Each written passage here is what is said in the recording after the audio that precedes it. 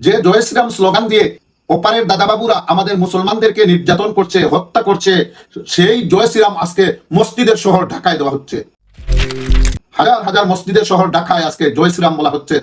এই দেশের মুসলমানরা কোন মুখ নিয়ে আপনারা আল্লাহর হাবিবের সামনে দাঁড়াবে? প্রতিবাদের ঝড় তুলুন। আশু কোনো ব্যবস্থা যদি সরকার না নিতে পারে, তাহলে এদেশের ধর্মপ্রাণ মুসলমানদেরকে ডেকে তারা ক্ষমতা হস্তান্তর করুক, আমরা ওদেরকে দমন করব। আসসালামু আলাইকুম রহমতুল্লাহ। সুপ্রিয় দর্শক শ্রোতা, কেমন আছেন আপনারা? আমি আসলে মানসিকভাবে মোটেও সুস্থ নয়, সত্যি মানসিক কষ্টে ভুগছি। আমার দেশের একই অবস্থা। আমাদের দেশে আমরা হিন্দু, মুসলিম, বৌদ্ধ, খ্রিস্টান সবাই হাতে হাত রেখে কি সুন্দর বসবাস করছি, শান্তিপূর্ণ একটা দেশ।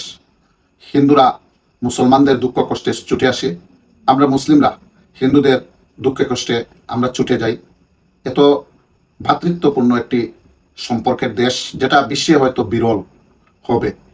কিন্তু এত শান্তিপূর্ণ একটা সমাজ ব্যবস্থায় হঠাৎ করে কি হানা দিল আমাদের দেশে? আমাদের দেশের হিন্দুবলম্বী নেতাগণ, আমি সর্বরাস সাধারণ হিন্দুকে বলবো না, আমি যা বুঝতে পারছি, হিন্দুত্ববাদী উগ্র যারা ওপারের প্রোটেকশন নিয়ে আমার দেশটাকে অশান্ত করে তুলছে, যেটা আমাদের সার্বভৌমত্বের জন্য বিশাল এক হুমকি বলে আমি মনে করছি। প্রিয় দর্শক শ্রোতা, হিন্দুত্ববাদী কিছু নেতৃবৃন্দের বক্তব্য শুনে সত্যি এ জাতি শঙ্কিত। ওরা কি বলে? ওরা বলছে যে আমরা বিশ্বের অন্যান্য দেশ থেকে সাহায্য চেয়ে আমরা এ দেশ থেকে রংপুর বিভাগকে একটা প্রদেশ করে ফেলবো। রংপুরের পলাশবাড়ির সকল মুসলমানদেরকে বলছে তোমরা বেরিয়ে যাও, অন্য ডিস্ট্রিক্টে চলে যাও। এই পলাশবাড়ি গাইবান্ধাকে মুসলমান মুক্ত করার হুমকি দিচ্ছে। আসলে আমাদের সরকার কি করছে? আমার বড় কষ্ট লাগে।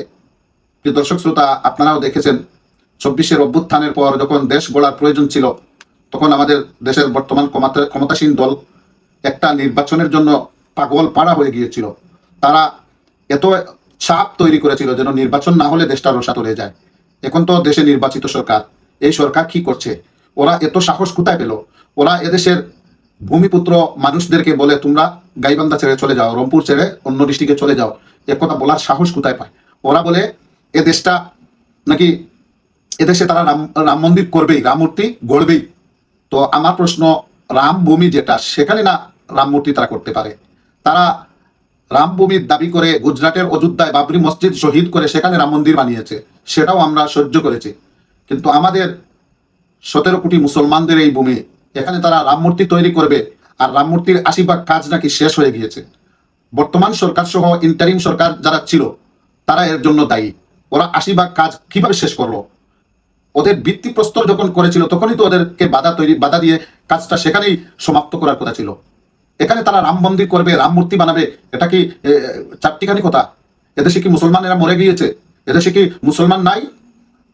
আমি চ্যালেঞ্জ ছুড়ে বলতে পারি, এদেশের সরকারও যদি তাদেরকে প্রোটেকশন দেয় আর ধর্মপ্রাণ মুসলমান যারা আমরা সবাই ঐক্যবদ্ধ হয়ে যাই, তাহলে বাংলাদেশের ভূমিতে রাম মন্দির হবে, রাম মূর্তি হবে, সেটা ইম্পসিবল, সম্ভব না, সেটা করতে পারবে না। তবে আমাদেরকে ঐক্যবদ্ধ হতে হবে।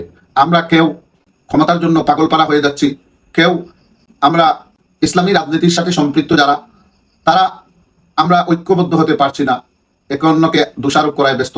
আর সেই সুযোগে ওরা বাংলাদেশের ভূখণ্ডে রাম মন্দির করবে, রাম মূর্তি বানাবে। আফসোস লাগে, আফসোস লাগে, খুবই কষ্ট হচ্ছে বন্ধুরা। আমি হয়তো আমার মনের কষ্টগুলো আপনাদেরকে বোঝাতে পারছি না। আপনারা কিভাবে দিচ্ছেন এই যে রাজপথে ওদের আস্ফালন? রাজপথে ওরা কি আস্ফালন করছে?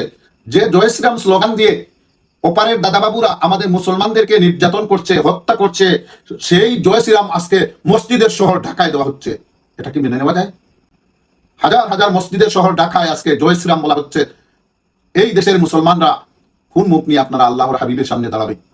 আপনারা তো রাজনীতি করেন, কেউ ইসলামী রাজনীতি করেন, কেউ ধর্ম নিরপেক্ষ রাজনীতি করেন, কেউ জাতীয়তাবাদের রাজনীতি করেন, কিন্তু ঘুরে ফিরে সবশেষেই তো আমরা নবীজির উম্মত, আমরা আল্লাহর বান্দা, আমরা তাওহীদে বিশ্বাসী, এক কালিমায় বিশ্বাসী, আমরা সবাই মুসলমান।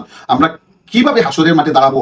আমাদের নাকের ডগায় ওরা জয় শ্রীরাম স্লোগান দেয়, যে জয় শ্রীরাম বলে আমার ভাইকে ওপারে হত্যা করা হচ্ছে, আমার ভাইদেরকে জোর করে জয় শ্রীরাম বলানো হচ্ছে।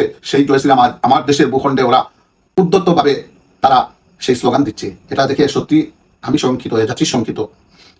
প্রিয় বন্ধুরা, আপনারা যার যার অবস্থান থেকে দাবি তুলুন, প্রতিবাদের ঝড় তুলুন।